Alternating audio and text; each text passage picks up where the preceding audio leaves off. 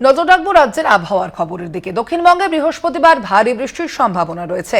২৪ পরগনা, পূর্ব মেদিনীপুর, ঝাড়গ্রাম, হাওড়া, হুগলিতে কমলা সতর্কতা ইতিমধ্যেই জারি করা হয়েছে। আলিপুর আবহাওয়া দপ্তর সূত্রে এমনটাই জানা যাচ্ছে। দক্ষিণবঙ্গে বৃহস্পতিবার ভারী বৃষ্টির সম্ভাবনা রয়েছে এবং সেখানে বেশ কিছু জেলার কথাও উল্লেখ করা হয়েছে, অর্থাৎ ২৪ পরগনা, পূর্ব মেদিনীপুর, ঝাড়গ্রাম, হাওড়া, হুগলিতে কমলা সতর্কতা জারি করা হয়েছে এবং তার পাশাপাশি শুধুমাত্র বৃষ্টিই নয়, বৃষ্টির সঙ্গে বইবে ৫০ থেকে ৬০ কিমি বেগে ঝোড়ো হাওয়াও বইবে। আপনাদের জানিয়ে রাখি, দক্ষিণবঙ্গে বৃহস্পতিবার ভারী বৃষ্টির সম্ভাবনা রয়েছে এবং তার পাশাপাশি শুক্রবারও ভারী থেকে অতি ভারী বৃষ্টির সম্ভাবনা রয়েছে। এমনই পূর্বাভাস দেওয়া হয়েছে আলিপুরদুয়ার আবহাওয়া দপ্তরের পক্ষ থেকে। ২৪ পরগনা, পূর্ব মেদিনীপুর, ঝাড়গ্রাম, হাওড়া একাধিক জেলায় কমলা সতর্কতা জারি করা হয়েছে। কথা বলবো আমরা, ফোন লাইনে রয়েছেন প্রতিনিধি শাশ্বতী রায়। শাশ্বতী, আলিপুর আবহাওয়া দপ্তর সূত্রে কি আপডেট রয়েছে আবহাওয়ার? আজকে দক্ষিণবঙ্গের প্রায় সব জেলাতেই ভারী বৃষ্টির সম্ভাবনা রয়েছে। তার সঙ্গে সঙ্গে ২৪ পরগনা, পূর্ব মেদিনীপুর, কলকাতা, হাওড়া, হুগলি, নদিয়া এবং পূর্ব বর্ধমানে কমলা সতর্কতা, সঙ্গে ৪০ থেকে ৫০ কিলোমিটার বেগে দমকা ঝোড়ো হাওয়া, যা ৬০ কিলোমিটার পর্যন্ত সর্বোচ্চ হতে পারে। বাকি জেলাগুলির ক্ষেত্রে ভারী বৃষ্টির সঙ্গে সঙ্গে ৩০ থেকে ৪০ কিলোমিটার বেগে ঝোড়ো হাওয়া বওয়ার সম্ভাবনার কথা জানানো হচ্ছে।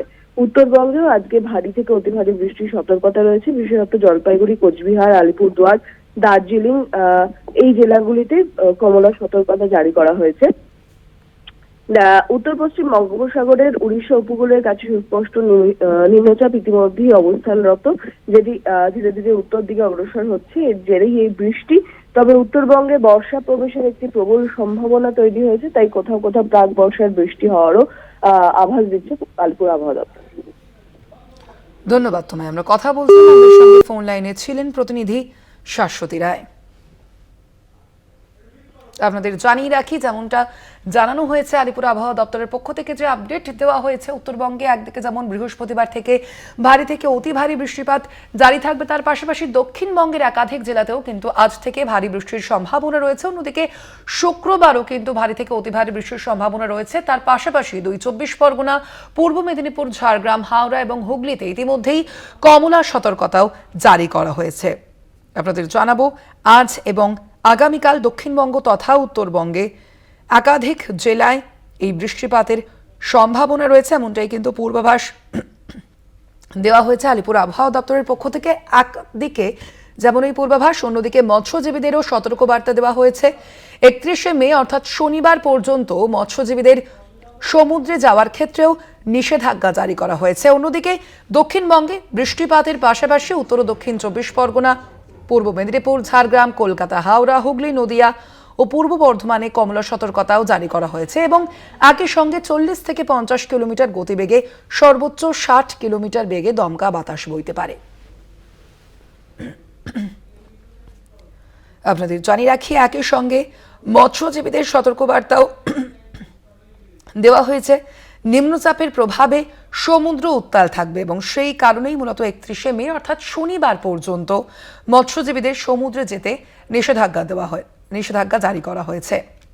শনিবার পর্যন্ত একদিকে যেমন কমলা সতর্কতাও জারি থাকছে রাজ্যের একাধিক জেলায়, দক্ষিণবঙ্গের যেমন ২৪ পরগনা, পূর্ব মেদিনীপুর, ঝাড়গ্রাম, কলকাতা, হাওড়া, হুগলি, নদিয়া এবং পূর্ব বর্ধমানে কমলা সতর্কতা জারি করা হয়েছে। অন্যদিকে ৪০ থেকে ৫০ কিলোমিটার গতিবেগে সর্বোচ্চ ৬০ কিলোমিটার বেগে দমকা বাতাসও বইতে পারে বলে জানানো হয়েছে আলিপুর আবহাওয়া দপ্তরের পক্ষ থেকে।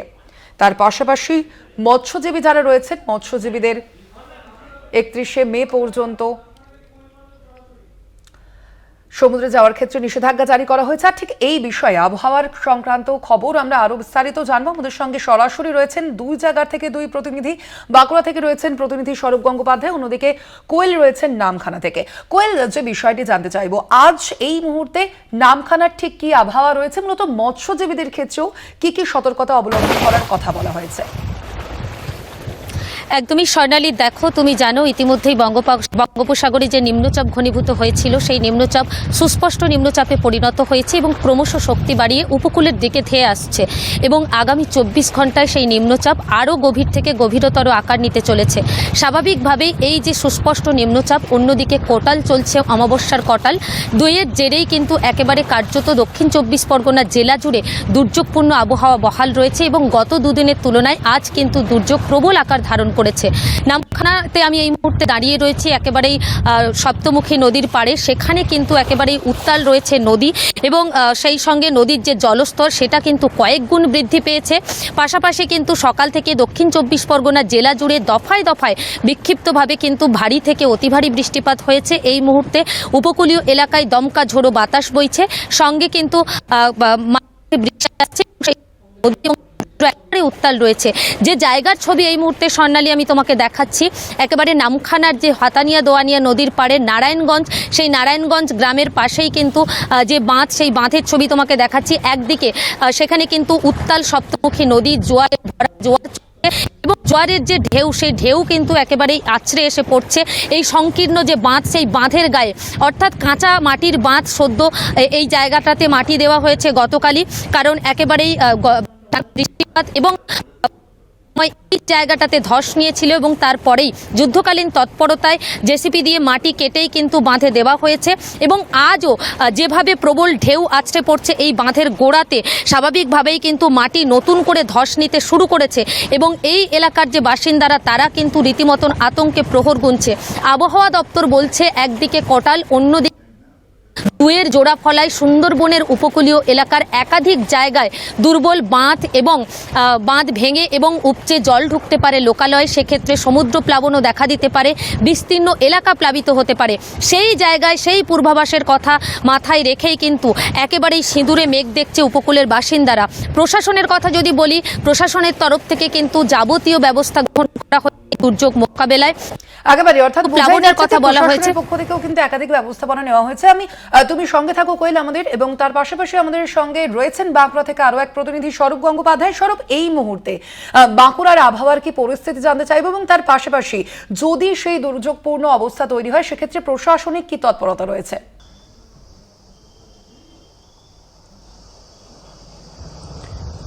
একেবারেই দেখো, সমুদ্র উপকূলবর্তী এলাকার যে চিত্র, যে প্রতিকূল পরিস্থিতি তৈরি হয়েছে, বাঁকুড়া জেলার ছবিটা কিন্তু একটু আলাদা হলো।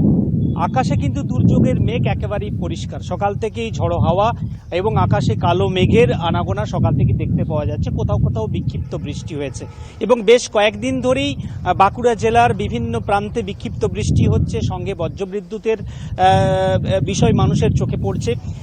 এই যে সমুদ্র উপকূলীয়বর্তী এলাকায় যেভাবে একটা পরিস্থিতি তৈরি হয়েছে, সেই জায়গা, সেই যে নির্দেশিকা দেওয়া হয়েছে আবহাওয়া দপ্তরের তরফ থেকে সব ধরনের প্রস্তুতি রাখার জন্য, বাঁকুড়া জেলাতেও কিন্তু বিপর্যয় মোকাবিলা যে দপ্তর বা বিপর্যয় মোকাবিলার যে বাহিনী রয়েছে, যে যারা রয়েছেন, তারা কিন্তু রীতিমতো প্রস্তুত রয়েছেন সব ধরনের পরিস্থিতি মোকাবিলা করার জন্য। কিন্তু বাঁকুড়ার আকাশ এই মুহূর্তে যেটা দেখতে পাওয়া যাচ্ছে, একটা দুর্যোগের মেঘ ঘোরাফেরা করছে, যে কোনো সময়ে বৃষ্টি নামতে পারে, কখনো রোদ, কখনো মেঘ, অর্থাৎ মেঘ রোদ্দুরের খেলা যেমন চলছে, একটা ঝড়ো হাওয়াও কিন্তু বইতে শুরু করেছে। যেমন একটা দুর্যোগ আসার যে পূর্বাভাস, সেটা কিন্তু জেলার মানুষ টের পাচ্ছেন, কারণ আবহাওয়া দপ্তরের তরফ থেকে আগামী সতর্কতা দেওয়া হয়েছে যে বেশ কয়েকদিন ধরেই বৃষ্টি হতে পারে, বৃষ্টিপাতের সম্ভাবনা রয়েছে, বজ্রবিদ্যুৎ সহ বৃষ্টির সম্ভাবনা রয়েছে, ঝড়ো হাওয়া বওয়ার সম্ভাবনা রয়েছে। সেই সম্ভাবনাই কিন্তু রীতিমতো ফলপ্রসূ, তার একটা যে পূর্বাভাস, সেটা কিন্তু জেলার মানুষ বুঝতে পারছেন। বেশ কয়েকদিন ধরে জেলার মানুষের সকাল থেকে যে একটা ভ্যাপসানি গরম, বিকেল হলেই বজ্রবিদ্যুৎ সহ বৃষ্টি, কোথাও কোথাও ভারী বৃষ্টি, কোথাও কোথাও মাঝারি, আবার কোথাও হালকা বৃষ্টি। তবে আজকে সকাল থেকে বাঁকুড়া জেলার যে চিত্র, আমি এই মুহূর্তে রয়েছি জয়পুরে বৃষ্টি হয়নি, কোথাও কোথাও হালকা মাঝারি বৃষ্টি হয়েছে, কিন্তু দুর্যোগের মেঘ বলে দিচ্ছে হয়তো কিছুক্ষণের মধ্যেই বৃষ্টি নামতে পারে, এমন কিন্তু সম্ভাবনা দেখা যাচ্ছে। একেবারেই ধন্যবাদ তোমায় স্বরূপ। অন্যদিকে আমাদের সঙ্গে আরো এক প্রতিনিধি ছিলেন কোয়েল। তোমাদের দুজনকেই ধন্যবাদ আপাতত।